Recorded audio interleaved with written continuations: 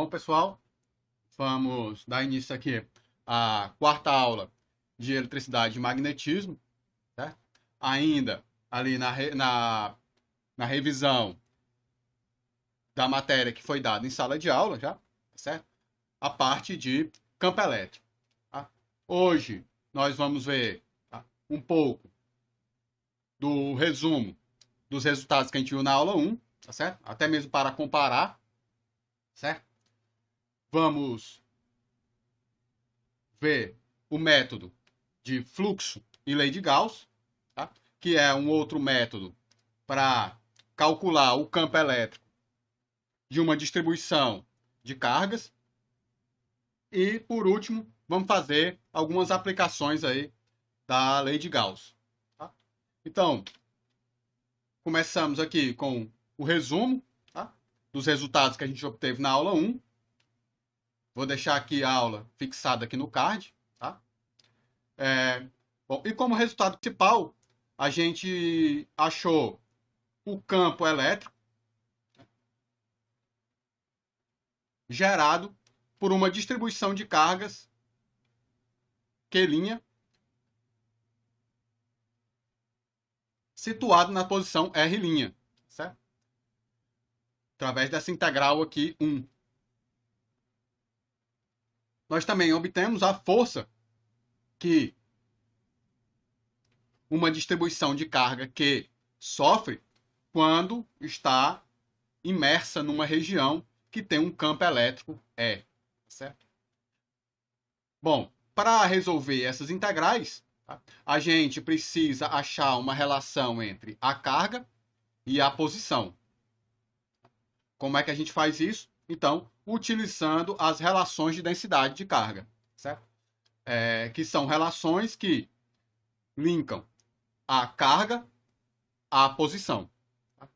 Em uma dimensão, 2 dimensões ou 3 dimensões, dependendo da forma da distribuição de carga, tá certo? Se for uma distribuição de carga unidimensional, uma linha, por exemplo, então a gente vai usar a relação aqui, essa primeira, que relaciona a carga à densidade linear, tá? A densidade superficial ou a densidade volumétrica, tá? Dependendo se o caso for uma dimensão, 2 dimensões ou 3 dimensões, tá certo? Então nós vimos nas outras aulas, tanto na 2 quanto na 3, tá, algumas aplicações, tá, dessa expressão 1 aqui, tá, onde nós resolvemos essa integral, tá, para alguns casos. Mas a gente vê que essa expressão, tá, essas integrais, nem sempre são de fácil solução. Tá? Então, nessa aula aqui, nós vamos ver um método, tá, diferente para calcular esse campo elétrico. Tá? Esse método é o método que se dá através do estudo do fluxo do campo elétrico. Tá certo? Então, como eu estou dizendo aqui, né, essa integral, aquela integral lá, às vezes ela pode ser difícil, tá, de ser realizada. E como a gente viu nas aulas 2 e 3, às vezes a gente só consegue resolver ela para certos pontos específicos, certo? Então, aqui, nessa aula, nós vamos procurar um método alternativo, tá, para calcular o campo elétrico sem ter que calcular aquela integral lá, integral 1. Certo? Esse método se dá através do estudo do fluxo do campo elétrico. O que é o fluxo? Ora, o fluxo é uma quantidade, tá, que pode ser calculada para qualquer campo vetorial. E ela está associada exatamente à passagem desse campo, tá, ou seja, o fluxo, né, tá, desse campo sobre uma superfície. Certo? Ou, no caso, né, de sendo um caso bidimensional, tá, você pode também calcular o fluxo sobre uma curva, só, tá, nesse caso. Então, vamos pensar aqui o que é esse fluxo. Tá? Então, imagina uma região do espaço onde você tem um campo elétrico, tá, e uma superfície aqui. Tá? Eu peguei essa superfície, tá, como sendo uma superfície infinitesimal, um elemento de superfície dA. Nessa região, tá, existe esse campo elétrico, tá? Um campo vetorial, tá certo? Que, como a gente pode ver, ela passa pela superfície, ela atravessa a superfície, tá? Então, com isso, a gente pode calcular o fluxo, ou seja, o quanto esse campo ele atravessa essa superfície, certo? Então, como é que a gente vai fazer isso?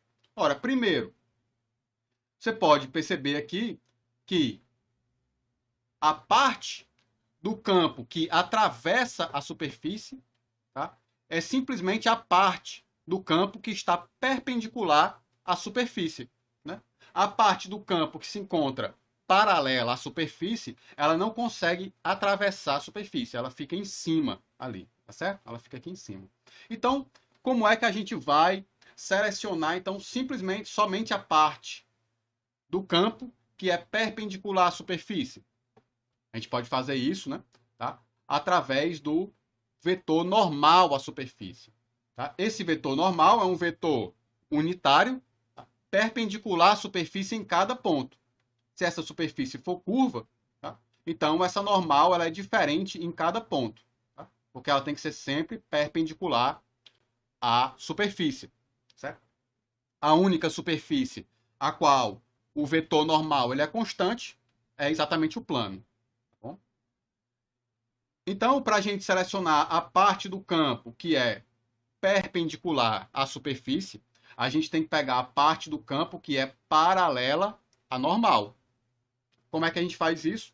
Ora, através do produto escalar entre o campo e a normal. Quando a gente faz isso, a gente seleciona do campo somente a parte paralela à normal. Certo? Ora, e para calcular o fluxo, tá? A gente tem que multiplicar agora isso pela área. Tá? Porque esse campo, tá? Ele está em vários pontos, definido em vários pontos dessa área aqui. Certo? Como essa é uma área infinitesimal, então no final nós vamos ter uma quantidade de fluxo infinitesimal. Certo? Então a quantidade de fluxo infinitesimal, dφ, maiúsculo aqui, tá? Ele é definido dessa forma. É escalar NdA. Bom? Ora, então para a gente calcular o fluxo total sobre uma área macroscópica, tá? Uma área não infinitesimal, o que é que a gente tem que fazer? A gente tem que integrar, então, tá? Essa expressão sobre toda a área. Certo? Aqui, ó, integrei ela, tá? Sobre toda a área. Ora, aqui eu usei o caso de uma superfície que seja fechada. Por que isso? Ora, porque no caso, quando essa superfície é fechada, a gente pode, através do fluxo, obter informações sobre a fonte desse campo. Ora, como assim? Tá? Se você tem uma superfície fechada, certo? O fluxo do campo sobre essa superfície, ela deve ser proporcional à fonte, tá? Do campo. Por exemplo, tá? Se o campo ele só está saindo da superfície, tá? E ele é um campo estático, tá? Não muda com o tempo, certo? E ele só está saindo da superfície, então isso significa que dentro dessa região encerrada por essa superfície, e deve ter alguma fonte que está criando esse campo. Tá? Porque o campo fica saindo e não se acaba, e não muda, então é porque deve ter uma fonte de campo lá dentro. O mesmo acontece ao contrário. Se o campo só está entrando, então deve haver um sumidouro de campo lá dentro. Se você imaginar, por exemplo, como o fluxo ele pode ser utilizado para qualquer tipo de campo vetorial, tá? Então você pode, por exemplo, pensar no campo de velocidade de um fluido. Então imagina que você tem um fluido, tá? Se esse fluido ele só está saindo de uma região, tá? De forma constante, sem variar a intensidade, por exemplo. Então, isso significa que dentro dessa superfície tem que ter uma fonte de fluido, por exemplo, de água. Tá? E o mesmo acontece ao contrário. Se só tem fluido entrando numa superfície, por uma superfície. Então, dentro dessa região, deve ter um sumidouro de fluido, tá certo? Então, por isso que é muito importante a gente estudar o fluxo sobre uma superfície fechada. Porque se a gente fizer isso sobre uma superfície aberta, a gente não consegue ter informação sobre a fonte do campo, certo? Então, vamos ver isso aqui direitinho. Então, imagina que eu tenho uma carga pontual na origem, tá? E ela me gera um campo elétrico E de R. Tá? Esse campo a gente sabe qual é o campo de Coulomb. É um campo vetorial, tá? Radial. Tá? Ok? E a gente estuda, por exemplo, o fluxo sobre essa superfície aqui, tá? De uma esfera de raio R. Tá? Ora, como você pode ver, o campo ele é sempre saindo da superfície. Ó. Em todos os pontos aqui da superfície, você vai ter o campo, ele é sempre saindo da superfície. Tá? Isso significa, então, que o fluxo ele é positivo, porque o campo ele está na mesma direção da normal. Ó. A normal também é saindo da superfície. Então, você tem uma fonte dentro. Aqui, ó. Você tem realmente uma cargazinha que está criando esse campo. Ok?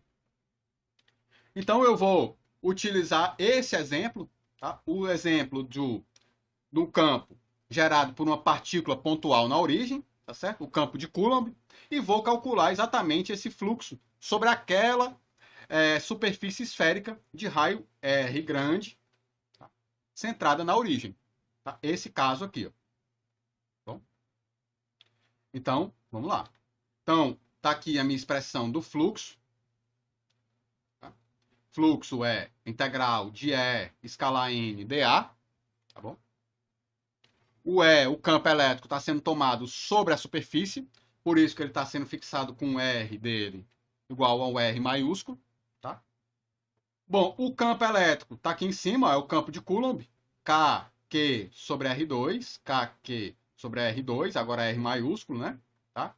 Na direção R chapéu, escalar N. Ora, como a gente viu, ó, sobre essa superfície aqui, ó, a normal é a própria direção radial, é o próprio R chapéu.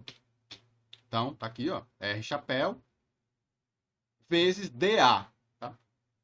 Quem é esse elemento de área infinitesimal em cima da casca esférica, tá? Em cima dessa superfície esférica?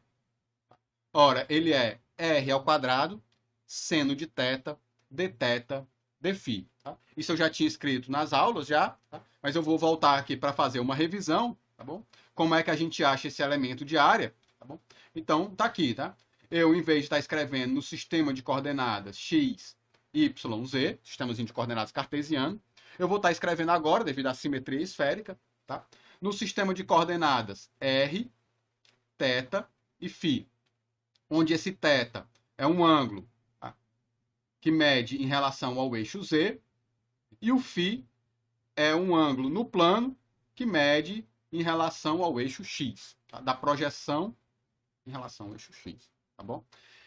Bom, então para que eu forme a superfície esférica, tá?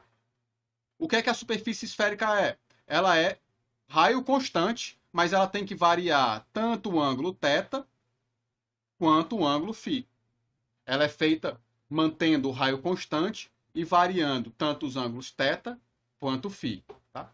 Ora, quando eu vario o ângulo θ um pouquinho, tá? O meu vetor posição ele vai descrever um ângulo, um arcozinho aqui. Ó. Esse arco ele tem comprimento r dθ. Né? Certo? É um arco de ângulo dθ e raio r. R dθ. Tá? E quando eu vario o ângulo φ, tá? O quanto é que qual é o arco que eu gero? Tá? Ora, esse arco ele é R seno θ dφ. Por quê? Porque agora o tamanho da projeção aqui, ó, no plano XY, ele não é mais R, mas sim R seno θ. Ó. Ele está projetado no plano. Então, quando eu faço uma variaçãozinha no ângulo φ, ele vai varrer um arco R seno θ dφ. Ora, se eu quero saber, então, agora o elemento de área, basta multiplicar esse arco vezes esse arcozinho aqui, ó, tá? Ia formar tipo um quadradinho em cima da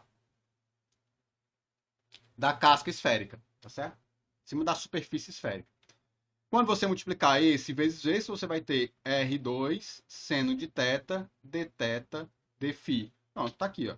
R2 seno de θ, dθ, dφ. Ok? Então, vamos resolver essa integral. Tá? Ora, como K, Q são constantes, eu posso colocar eles para fora da integral, né? R, chapéu, escalar R, chapéu, dá 1. R2 pode ser cancelado, simplifica. Então, a gente vai ficar só com seno de θ, dθ, dφ. Aqui, ó. A gente pode fazer logo, então, a integral em φ, que dá 2π, tá aqui, ó, 2π, 2k, π, q.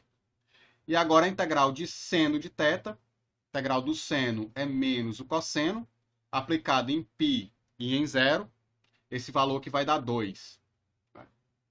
Cosseno de π é menos 1, com esse menos aqui dá 1, e o cosseno de 0 é 1, então vai dar 2 isso aqui. Então aqui está aqui, 2 vezes 2, 4k, π, q. Tá? Ora, como a gente viu, ó, esse fluxo, ele é proporcional à fonte do campo. Qual é a fonte do campo elétrico? A carga elétrica, né? Então, ó, o fluxo, ele é proporcional à carga elétrica. E um resultado importante aqui é que esse resultado independe do tamanho da casca esférica, da superfície esférica, certo? Independe dessa superfície que a gente está calculando, o fluxo. Ó, não depende de R grande, certo? Por que isso acontece? O fluxo, ele é o mesmo, independente da superfície. Tá? Por quê? Porque quando eu pego uma superfície muito grande, tá? Com um raio muito grande, ela vai estar muito distante da origem e o campo elétrico vai ser pequeno nesse caso. Porque o campo elétrico ele cai com R2. Então, o campo elétrico é pequeno e a área é grande. Esse resultado, esse produto, dá o mesmo valor do que se eu pegar uma área pequena e um campo grande. Né? Ora, se eu tenho uma áreazinha pequena, significa que ela está muito próxima da origem. Muito próximo da origem, o campo é muito forte. Então, esse produto, campo forte, área pequena, dá o mesmo valor de uma área grande e um campo fraco. Certo? Todos só dependem da carga total. Ok? Bom, eu fiz um caso particular, tá certo? Que foi o campo de Coulomb, né?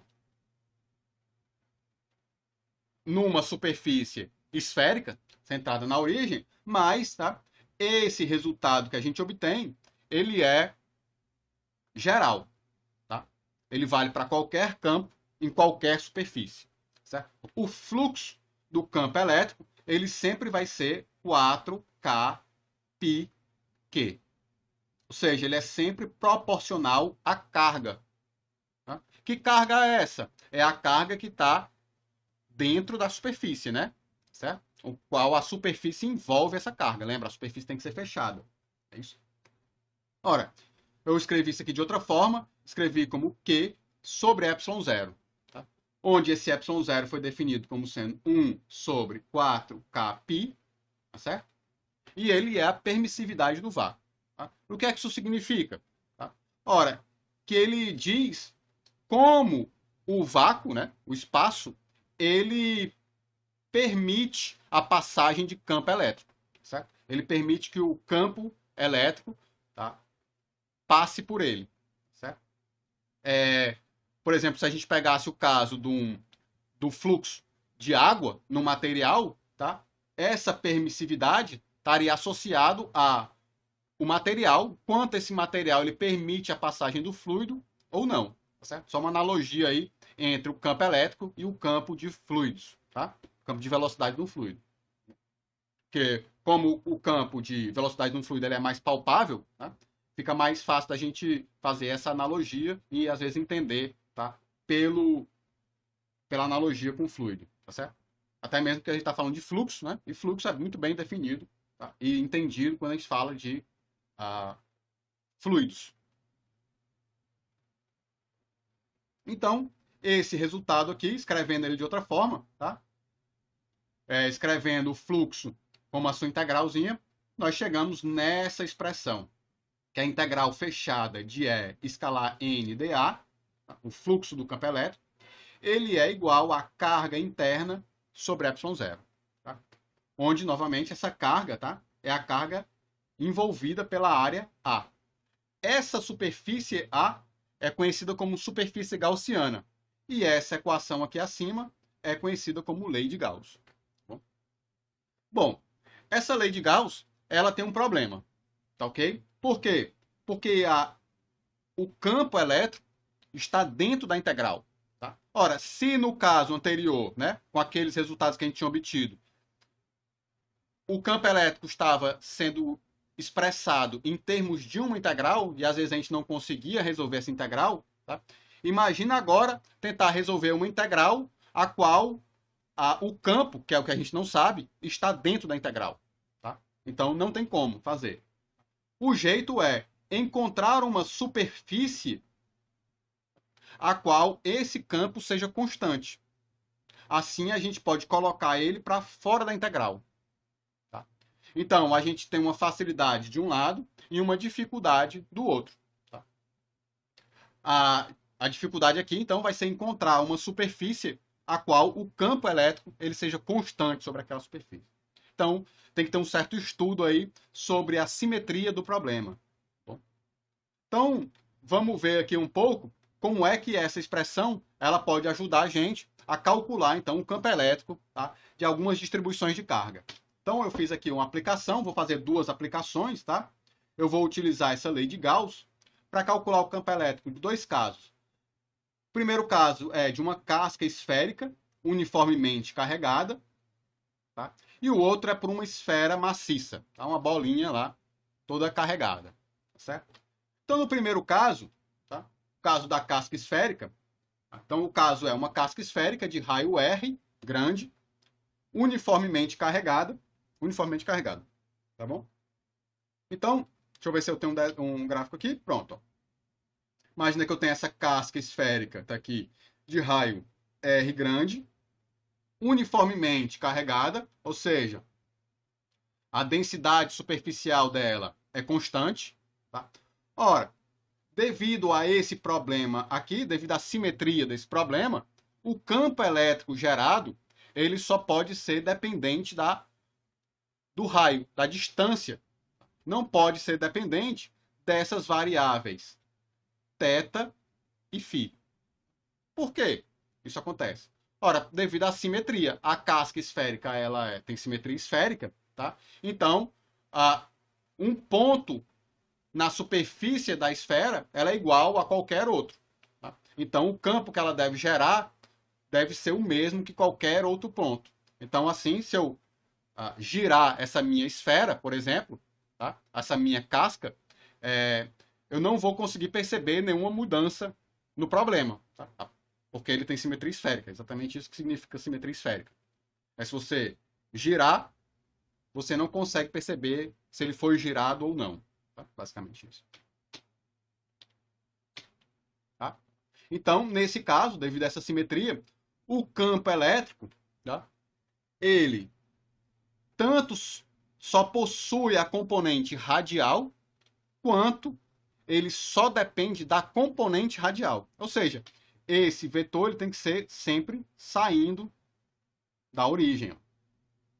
E só depende da distância radial. Ok? Então, essa é que é. Então, nesse caso, quando a gente for calcular o fluxo, a integral de E escalar N dA, certo? Então, tá aqui eu coloquei o meu campo E, agora é um campo E de R na direção R chapéu, tá aqui, ó. É de R, R chapéu, tá? Escalar NDA. Ora, eu vou integrar naquela mesma superfície, aqui, ó. Superfície assim, ó, tá? Esférica também. Então, o meu elemento é o mesmo, elemento de área. O vetor normal é o R chapéu e o elemento de área é R2 seno de θ, d θ, d φ. Tá certo? Agora, tem que ter cuidado porque esse R é o R da superfície, tá certo? Gaussiana. A mesma coisa, como a integral está em θ e em φ, e o campo só depende de R, a gente pode botar o campo para fora da integral. Certo? Aqui, ó. Tanto o campo quanto esse fator R2 aqui, ó. Olha, era isso que eu estava dizendo, né? A gente precisa achar uma superfície a qual o campo seja constante para que ele possa sair, já que a gente não pode integrar o campo para que a gente não sabe quanto ele vale. Né? E nós ficamos aqui só com a integral de seno de θ, d θ, d φ, né? O R, escalar R, deu 1 aqui, de novo. Essa integral aqui a gente já fez, tá? Dá 4π. Aqui, ó. 4π. Aí o E de R, R2. Tá certo? Ora, mais pela lei de Gauss, isso daqui tem que ser igual a Q interno sobre ε0. Então, tá aqui, ó. Tá? Passei dividindo, obtenho essa expressão. E de R é 1 sobre 4π ε0, Q interno sobre R2. Né? Tá? Porque passou dividindo, né, o 4π R2. Q sobre ε0 estava do outro lado. Agora, quem é essa carga interna? Ora, depende da superfície que nós estamos pegando, né? Essa carga interna é a carga interna à superfície. Então, ele depende da superfície. Ora, se eu pegar uma superfície, tá aqui, ó, essa gaussianazinha pontilhada aqui, tá? Com um R maior do que o R grande, maior do que a casca esférica, que engloba a casca esférica, tá? A carga que ela envolve é a carga total da casca, Q. Se eu pegar agora uma superfície dentro da casca esférica, ou seja, com R menor do que o R grande, tá? Ela não envolve nenhuma carga aqui, ó. Ou seja, a carga envolvida é zero. Então, nós chegamos a esse resultado. Se o raio da superfície for maior do que o raio da casca, a carga envolvida é a carga total. Se o raio da superfície for menor do que da casca, então não tem cargas envolvidas pela superfície. Tá? Então, esse carga interna é zero. Assim, a gente obtém, tá, a solução para o campo elétrico. Ele é zero para dentro da casca e é um potencial, é um campo de Coulomb para fora da casca. Certo? Ora, eu fiz aqui um gráfico, tá? Desenho. Certo? Do campo elétrico em função da distância radial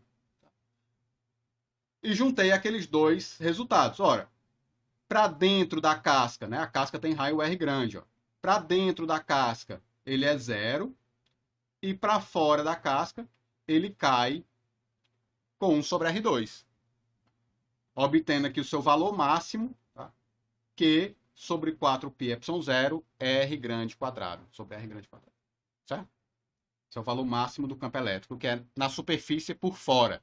Tá certo? Bom, esse resultado, ele já é um resultado bem conhecido, né? Que uma distribuição esfericamente simétrica de carga, ela se comporta, tá, para fora da distribuição como uma partícula pontual, tá, centrada na origem. Tá? Uma partícula pontual carregada na origem. Tá? Ou seja, o potencial, o campo dela é o campo de Coulomb. Tá? E dentro, ele é zero. A gente, inclusive, pode estender esse resultado, tá? Que o campo elétrico é zero para o interior de qualquer condutor. Tá? Como assim? Tá? Ora, Se eu tenho uma superfície esférica condutora e eu jogo carga lá nessa superfície, a carga ela vai tender a se distribuir uniformemente sobre a superfície, né? Por causa da repulsão coulombiana, uma vai querer repelir a outra, elas vão tentar ficar a maior distância uma da outra. Tá? Então elas vão acabar ficando igualmente espaçadas, igualmente distribuídas sobre a superfície, tá certo? Então o campo elétrico no interior desse condutor todo é zero. Tá bom? Bom, o segundo caso, tá? É o caso de uma esfera maciça. Tá? Então, agora, ao invés de eu ter só a cascazinha, eu tenho uma esfera toda preenchida, toda maciça, uma bolinha, né? Também ainda de raio R, e densidade constante, só que agora densidade volumétrica, né? Porque ela é um objeto tridimensional agora, tá? Ora, mas esse primeiro resultado não vai mudar, porque ele só dependia do quê? Da integral, né? Da superfície gaussiana que a gente estava pegando. Mas aqui a superfície, ó, é a mesma. Ó. Podemos pegar as mesmas superfícies. Tá? Então, esse primeiro resultado continua da mesma forma. Aqui, ó. Certo? Agora, só a gente tem que computar quem é a carga interna e a carga externa. Ou, a carga interna à superfície gaussiana, né? Tá? Bom, se a superfície gaussiana for uma superfície que envolve toda a esfera maciça, então a carga que ela encerra é toda a carga contida na esfera. Tá? Então a carga interna à superfície é a carga total, que aqui, ó. Ou seja, o campo externo, o campo fora da esfera maciça, ele cai também com 1 sobre R2. Ele é tipo Coulomb, de novo. Da mesma coisa, da mesma forma que a casca. Tá? Agora, para dentro da esfera maciça, não. Tá? Se eu pegar uma superfície gaussiana aqui dentro, ó, ela ainda tem cargas dentro dela, que é essa parte aqui da carga, ó, que vai de 0 a R pequeno. Quanto de carga tem aqui dentro? Não é a carga total, porque tem essa camadinha ainda aqui fora. Certo? Então vamos calcular. A gente vai utilizar isso para calcular a densidade de carga, que é constante. Tá? Então eu sei que a carga interna, que é essa superfície, ó, essa gaussianazinha de dentro, tá? Ela é a densidade vezes o volume interno. Né? Lembra, a densidade ela é a carga dividido pelo volume. Passei só o volume multiplicando aqui. A carga é a densidade vezes o volume. Mas a densidade ela é constante. Então, ela também é a carga total dividido pelo volume total. Tá? Esse volume aqui interno é o volume dessa superfíciezinha aqui, ó, que essa superfície gaussiana encerra. Tá?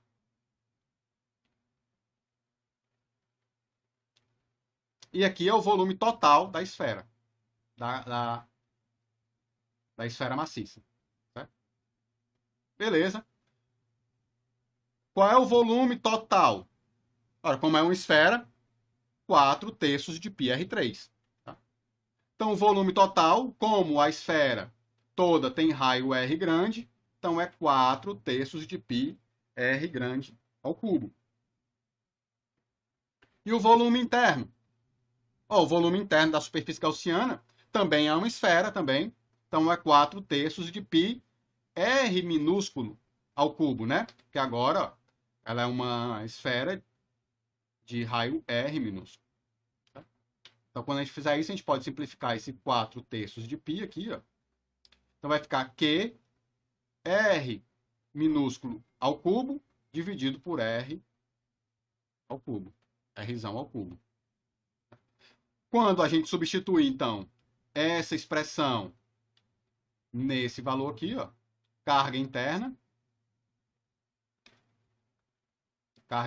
é igual a Q R3 sobre R ao cubo vai dar, tá aqui, ó, 1 sobre 4πε0, Q sobre R ao quadrado, R ao cubo, R ao cubo. Esse R2 aqui embaixo é porque já estava lá na relação, na fórmula. Tá? Simplifica aqui, ó, você vai ter essa expressão. Então, ele é 1 sobre 4πε0, Q sobre R ao cubo, R. Então, você vê que o campo dentro dessa esfera maciça, ele não é zero, como era antes da casca. Ele é linear com R, ele cresce com R. Tá? Então, eu fiz aqui, e o campo externo é igual, dado que tem a mesma carga, é claro, né? Tá? Então, eu fiz aqui um gráfico, né? Tá? Aqui, para o lado de fora, é a mesma coisa, basicamente, né? Tipo Coulomb, 1 sobre R2, e dentro ele cresce linearmente. Vai de 0 até R. Mesmo jeito. Claro, então, se o campo aqui dentro ele não é zero, significa que essa esfera maciça, carregada, ela não pode ser um condutor. Por que ela não pode ser um condutor? Porque se isso fosse verdade, tá? Ela não seria uniformemente carregada, porque a carga teria a tendência de correr toda para a superfície externa, tá? Para ficar o mais distante possível das outras cargas. Então, para que uma esfera maciça ela tenha densidade volumétrica uniforme, ela precisa ser um isolante. Tá? Então, por ser isolante, ela não tem o campo interno nulo. Você pode ver que aqui, ó, nesse caso, tá? A curva de dentro, ela se junta com a curva de fora. Tá? O que não acontecia aqui, ó, na casca esférica. Ela vinha zero, aí tinha um pulo. Tá? A de dentro não se juntava com a de fora. Tá bom? E isso está associado com a forma da distribuição de carga. Tá certo? A gente vai ver isso aí um pouquinho com mais calma quando a gente estudar a parte de potenciais, tá certo? Potencial elétrico. Vai ficar um pouco mais claro porque é que tem alguns casos a qual o campo elétrico ele é contínuo e existem casos a qual o campo elétrico ele é descontínuo, tá certo? Então, a parte de revisão, tá? Já está próximo do final. Eu acho que na próxima aula eu já termino essa parte de revisão do campo elétrico, tá? Eu ainda vou fazer mais algumas aplicações na próxima aula e comentar mais um pouco sobre o princípio da superposição e depois a gente entra então na parte na matéria nova, tá? Seria campo elétrico. Tá bom, pessoal? Então, essa aula eu vou terminando por aqui. Até mais.